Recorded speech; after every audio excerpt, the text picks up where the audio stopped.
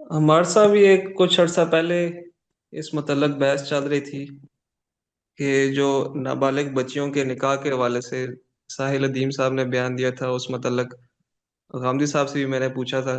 انہوں نے یہی ذکر کیا تھا، کیونکہ وہ حوالہ جو دیا تھا انہوں نے سورہ طلاق کی جو آیت نمبر 4 ہے، اس میں جو نابالغ بچیوں کی عدت کا بیان کیا گیا ہے طلاق کے بعد، تو ظاہر ہے کہ طلاق کا ذکر ہوگا تو نابالغ بچیوں کا نکاح بھی اس سے ثابت ہو گیا، تو وہ اس آیت سے نکاح ثابت کر رہے تھے کہ جائز ہے نابالغ بچیوں کا بھی۔ تو اس میں غامدی صاحب نے بتایا تھا کہ اس میں تو انر تب تم کے الفاظ ہیں کہ اگر تمہیں شک ہو تو اس آیت سے کسی بھی صورت میں نابالغ بچیاں مراد نہیں لی جا سکتی۔ تو بعد میں نے چیک کیا تھا تو مفتی تقی عثمانی صاحب نے تفسیر میں انہوں نے بھی یہی لکھا کہ اس سے مراد نابالغ لڑکیاں ہیں، اور ڈاکٹر اسرار صاحب نے بھی کہا کہ جو بچپن میں جن کا نکاح ہو وہ اس سے مراد ہے۔ اس میں اتنے بڑے بڑے علماء کو یہ غلطی کس طرح لگی، جبکہ یہ بالکل ایک خلاف عقل بھی بات ہے، اور آیت میں بھی اس کا ذکر نہیں ہے کہ وہ نساء کا لفظ استعمال ہوا، غامدی صاحب نے کہا تھا بچیوں کا لفظ استعمال نہیں ہوا۔ اس کے بارے میں بتا دیجیے۔ ٹھیک ہے، آیت میں ایک تعبیر اللہ تعالیٰ نے اختیار کی ہے، تو اس سے کیا مراد ہے؟ تو یہ طے کرنے کا تو بنیادی اصول تو زبان ہے، یعنی زبان میں کسی ایسی تعبیر کا مطلب متعین کرنے کے خاص اصول ہیں، خاص ضابطے ہیں جو بظاہر محتمل ہو۔ تو ایک تو اس میں یہ دیکھنا چاہیے کہ اللہ تعالیٰ نے جب یہ کہا کہ واللائی یئسن من المحیض من نسائکم، اور آگے یہ کہا کہ واللائی لم یحضن، تو یئسن کا مطلب تو ہمیں معلوم ہے، اور واللائی لم یحضن جن کو ماہواری نہیں آئی، یہ تعبیر ظاہر کے لحاظ سے یا باقی قرائن سے آپ صرف نظر کر لیں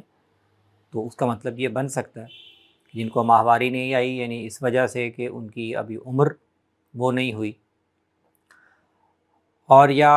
ماہواری نہیں آئی کسی اور وجہ سے۔ تو اب یہ طے کرنا، یہ دیکھنا کہ کس مفہوم میں اللہ تعالیٰ یہ بات کہہ رہے ہیں، اس کے کچھ اصول ہیں۔ مثال کے طور پر کسی تعبیر کو کسی ایک معنی پر محمول کرنے کے لیے یا تو خود اسی کلام میں کچھ قرائن ہوتے ہیں، اس آیت کے اندر کچھ ایسے اشارات ہوں گے جن سے یہ واضح ہو رہا ہوگا۔ اس طرح قرآن مجید جو ہے وہ نکاح سے متعلق اور نکاح کی جو عمر ہے یا نکاح کے لیے موضوع حالات کون سے، اس کے متعلق عمومی طور پر بھی قرآن پاک میں بہت سی ہدایات ہیں۔ تو ایک متکلم کا ایک عرف بھی ہوتا ہے، متکلم کسی ایک خاص معاملے میں جزوی حکم بیان کر رہا ہوتا ہے تو اس کے ساتھ باقی سارے احکام مل کر بھی ایک ماحول بنا رہے ہوتے ہیں، اور ان سے اندازہ ہوتا ہے کہ کسی خاص حکم میں اختیار کی گئی تعبیر کا کیا مطلب ہے۔ تو غامدی صاحب جو استدلال پیش کر رہے ہیں، مجھے تو اس میں یہ دونوں قرائن زبان کے لحاظ سے قوی دکھائی دیتے ہیں۔ یعنی ان ارتبتم کی تعبیر یہ بتا رہی ہے کہ حمل ٹھہرنے کا جو ایک امکان ہے یا ایک اشتباہ ہے، اس کا امکان ہونا چاہیے۔ تو جو خواتین اس عمر سے گزر چکی ہیں لیکن اس کا امکان ہے اور اس اشتباہ کے پیدا ہونے کا محل ہے کہ ان کو حمل ٹھہر سکتا ہے، تو اس کے لیے ان ارتبتم کی تعبیر مناسب ہے۔ تو اسی کو اگر واللہ لم یحضن کے ساتھ جوڑا جائے تو بظاہر یہ قرینہ قیاس بات معلوم ہوتی ہے کہ ان کی عمر ایسی ہونی چاہیے کہ اس میں اشتباہ کا یا ارتیاب کا امکان ہو۔ تو اس قرینہ کی روشنی میں اگر اس کو اس پر محمول کیا جائے کہ واللہ لم یحضن، یعنی جن کی عمر تو ایسی ہو گئی ہے کہ ان کے ساتھ نکاح کیا گیا اور حمل ٹھہرنے کا عام حالات میں عام معمول کے لحاظ سے امکان ہے، لیکن چونکہ کسی وجہ سے ماہواری نہیں آئی، شروع نہیں ہوئی، تو یہ معاملہ ایک مشتبہ سا ہو جاتا۔ میرے خیال میں یہ ایک بہت قابل غور قرینہ ہے۔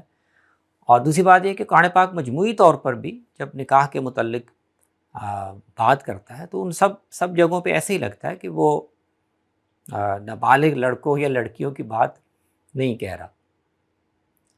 جیسے مثلاً ایک جگہ دیکھیں نا، وہاں سورۃ النساء میں زیر بحث تو مال سپرد کرنا ہے، لیکن اللہ تعالیٰ نے تعبیر کیا اختیار کی، حتیٰ اذا بلغ النکاح،